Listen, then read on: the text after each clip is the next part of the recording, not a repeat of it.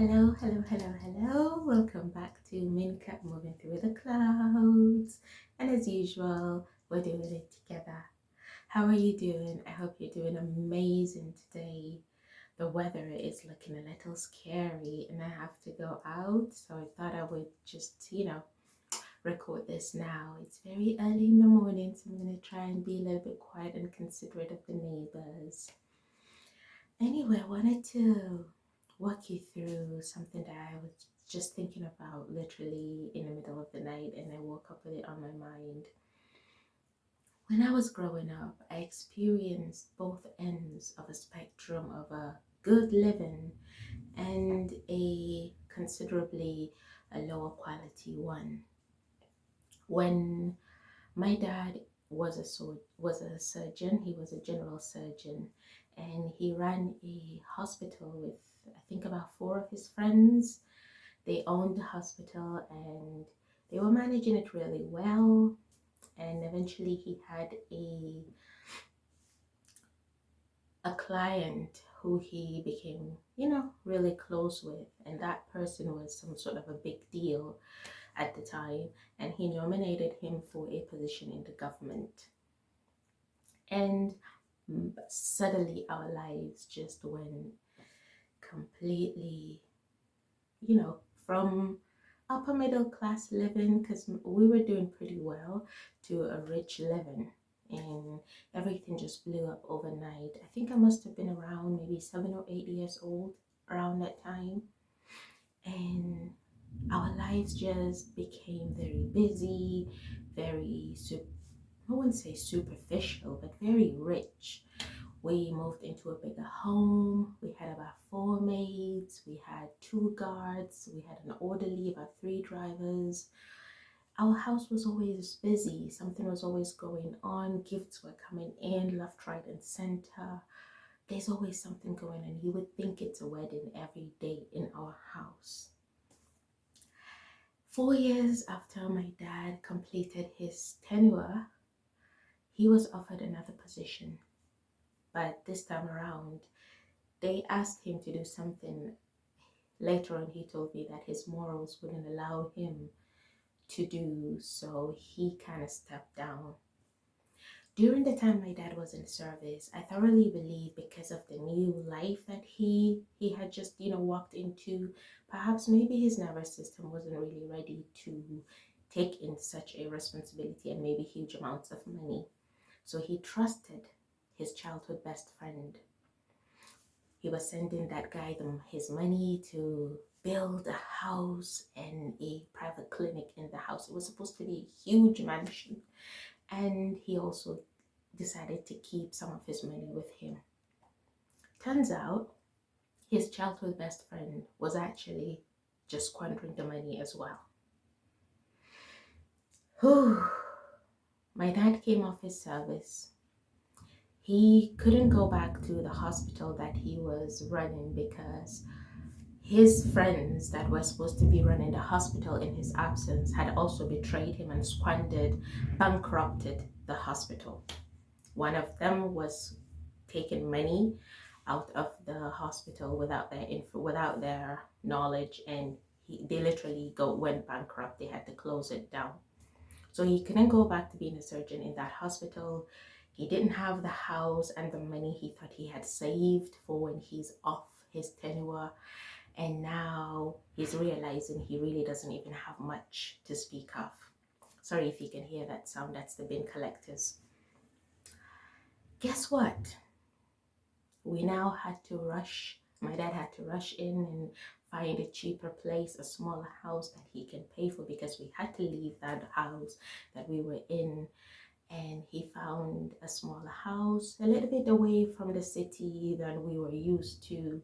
And of course, we had to change schools, we had to change our environment and our friends. But when we moved to that place, my dad crashed out. He couldn't take it anymore. He became really depressed. It was the first time in my life that I had seen my dad in that condition. He would just sit in front of the TV all day. He wouldn't talk much. He just lost all his joy. He was completely blank. And my mom, I feel she was very affected too. Now looking back, I'm sure she was affected just as much as he was, but she reacted differently. She went into survival mode. She was a lecturer at the time at the university, so she decided to take on the responsibility of the whole house and started and continued to take care of us all because she couldn't just drop out. It was the first time in my life that I realized when I grow up, I will always make sure I don't depend on a man first, but I'll always make sure that I have a job of my own and a career, because seeing my mom just step up where my dad couldn't and take care of us and actually continue to provide us a good life made me realize how important it was for me to someday support my husband, and in case he couldn't carry on the house, I will have to. I remember telling myself that I will always have a career, and I carried that fear throughout my adulthood for sure. Long story short, well, no, we're not done. I started getting used to the environment because of the area that we moved in. There were many poor people living around. In fact, our house was much smaller, but it was considerably the largest one in the area that we were in. There were much smaller houses and people who were really just, surviving. I made friends with the house that was closest to us. It was just a smaller house, and I found a girl just around my age, and we made good friends. Eventually, I started spending a lot of time in that house. I'll tell you why. They were poor. They ate poor, but there was so much love in that house. When their father will come back from his work, he usually returns back in the afternoon. They all gather together because he will usually carry just a small, amount of fruits or some kind of snack that is around. And well, we were all excited to see him because we knew we were going to get some fruit or some snack. I just joined them in the fun. I became like one of them, and their mom really took me in. By the time they are starting to, get ready for lunch, I would kind of sneak out, and their mom called me and said no. She would insist that I would stay. So I started to eat with them. They all eat in a communal place on the floor, not on a dining table, and they all ate together. Sometimes we eat on the same plate, a big tray, or me and my friend will have our own plate. The food was really cheap, but it was one of the most delicious foods I've ever tried in my life, which later on I'll tell you why. I missed that house. It was the first time I saw a family that was held together by love. They didn't have much, but they were so happy. The kids were excited. The mom was happy. The dad always came in with a big smile on his face, and they would all celebrate together. I loved going to that house because it gave me that love that I felt I needed. I didn't even know it was the love that made me kept going back. But eventually as an adult, I realized, oh, that's why. They were full of love. When they finish, when our house, cook and we have lunch, everyone eats at their own time. We don't all eat together. So because now we have reduced our house to one maid, I will ask the maid to pack my lunch for me in a to-go flask, and I will carry it to take it to the house that I stay in, because I was eating all their food and they were excited to see my food and eat it, but I was more excited to eat that food. I even started asking their mother to teach me how to cook some of the food that she made, and she was so excited to teach me. Guess what? Many years later, when I found myself in this asylum situation, I could barely afford much. I used to use some of her recipes, and honestly, it brought back those memories, those sweet, sweet memories for me. Anyway, to pack it in for you all, what I learned from that experience is children only need love. They don't need much. I wished my dad and my mom were able to get over their shame, their embarrassment, and their pain at the time to still show up through for us in love, but I understood that they were going through a lot. While my mom may not have been depressed, she reacted in anger and lashing out and not being present. And she was really in survival mode. She stopped being present. And every time we see any emotions out of her, they were negative emotions. And my dad was out of it entirely. He stayed in that situation for 5 years before he came out of it and finally went back to work and things started picking up. But that time was a huge space in my life that I learned a lot. But having that family, going to them to see how joyful that family is, to see the love, being part of it, was so amazing for me. I looked forward to it. That was a piece of happiness that I got. When we were in the rich living, I had my own designated driver. I could go shopping anytime I wanted. I had a lot of money on my hand. But when we were in that house, things were different and I didn't care.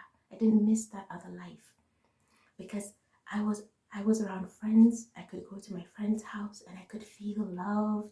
Their mom really took me in and I enjoyed being there. I really enjoyed being there. So I wanted to show you that no matter what you're seeking in life, no matter what you're trying to achieve, do it. But don't ever forget that money will never buy you happiness. Money will never make you joyful. Money will never ever make your kids happy. What they require from you is that personal time, spending quality time with them, showing up with love, making a conducive environment filled with love for them. That house didn't even have chairs. We were sitting on the floor and I was so much happier than in my house where we had considerably more things. Because in my home, I lacked that love and I was searching for it there. And I didn't need material things over there. They didn't need material things over there to be happy. So happiness is a state of mind. And I'm pretty sure that when we teach our children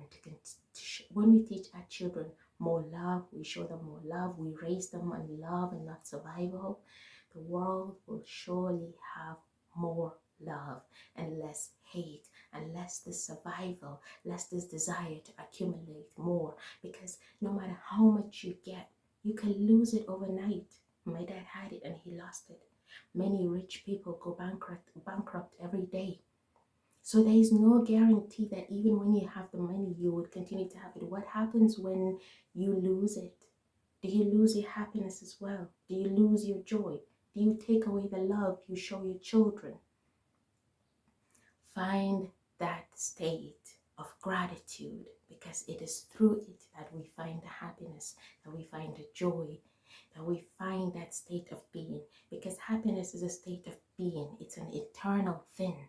Nothing outside of you can ever make you happy. So connect with yourself. Be more grateful in the present. Look at the joy and the gratitude that you can find in your daily, day-to-day habits. You know, don't always look at the things you don't have. Focus on the things that you do have. It's a human thing. We all want more. And I'm not saying don't become financially secure. Believe me, I will always preach that as well. Do try to make sure that you keep up with yourself, but don't make it the center of your life, because when it's taken away, what then happens to you? You know? And you never know. I never thought I would be in this situation. I never for the life of me imagined that this could be where I would ever end up. But guess what? I was able to survive through it because I'm the kind of person who has always been happy inside. I have always found a little joy around me. I have always been able to adjust to whatever life threw at me. I still call myself sometimes resilient. I actually say I'm one of those things you can't kill. Believe me, life has tried. I'm one of those things you can't kill. Okay? Because you can drop me anywhere and I will find something to hang on to hold on to, and to love and to cherish and to be grateful for. And that gratitude has carried me through days where I just wanted to give up. That faith in me has carried me through days where life really tested me and tried to wipe out the smile off my face. But I somehow always reconnected with it. So I preach more love.